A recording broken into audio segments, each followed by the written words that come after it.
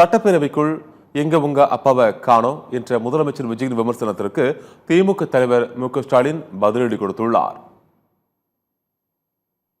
எனக்கு ஒரு குட்டி கதை ஒன்று ஞாபகம் வருது, சொல்லாமா? ஒரு ஊர்ல ஒரு பெரியவர் வெயில் ரொம்ப ஜாஸ்தியா இருக்குன்னு சொல்லிட்டு கண்ணுக்கு மேல கை வச்சுக்கிட்டு இப்படி சுத்தி முத்தி தேடிக்கிட்டு இருந்தாராம். அப்ப கூட இருந்த ஒரு சின்ன பையன், என்ன தேடுறீங்க அப்படின்னு கேட்டானா. அதுக்கு அந்த பெரியவர் சொன்னாரா, அது ஒண்ணு இல்ல தம்பி, உங்க அப்பா இங்கதான் இருப்பாருன்னு சொன்னாங்க, அதான் தேடிக்கிட்டு இருக்கேன், எங்க உங்க அப்பாவையா காணோம்? எங்கே காணோம், உங்க அப்பாவை காணோம் இதை சொல்லி இருக்கிறார். அப்பா அங்கே தேடாதீங்க, மக்கள் மனசில் பதிந்து வைக்கிறான். அது போய் சட்டமன்றத்தில் நான் இருந்தாலும் இல்லாவிட்டாலும் இன்னைக்கு நான் மக்கள் மன்றத்தில் இருக்கிறேன் என்பதை மாத்திரம் எனக்கு எடுத்து சொல்கிறேன். இன்னும் கூட சொல்ல, நீ முதலமைச்சர் தேடி பார்க்கணுன்னா இன்றைக்கி இருக்கக்கூடிய முதலமைச்சரை கேட்டுக்கொள்கிறேன். கோட்டையில் தான் கோப்புகள் எல்லாம் இருக்காது.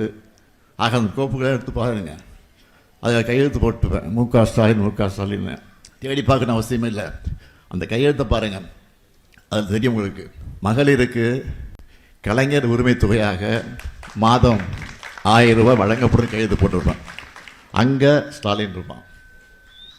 புதுமை பெண் திட்டத்தின் மூலமாக மாதம் மாதம் 1000 ரூபாய் வழங்கப்படும் என்ற அந்த கோப்பை பாருங்கள், அதுலேயும் மு.க. ஸ்டாலின் கையெழுத்து போட்டிருப்பான். தமிழ் புதல்வன் திட்டம் 1000 ரூபா, அதில் ஸ்டாலின் இருப்பான். ஆக எங்கேயும் நீ தேடிட்டு இருக்கணும் அவசியமே இல்லை. கோட்டையிலே இருக்கிறேன், நான் தான் ஆட்சியில் இருக்கிறேன்.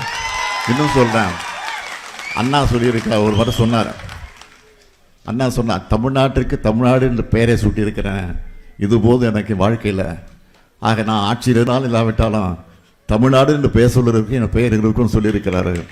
அது மாதிரி மகளிர் உரிமை திட்டம் இருக்கிற வரைக்கும் இந்த ஸ்டாலின் தான் முதலமைச்சர்.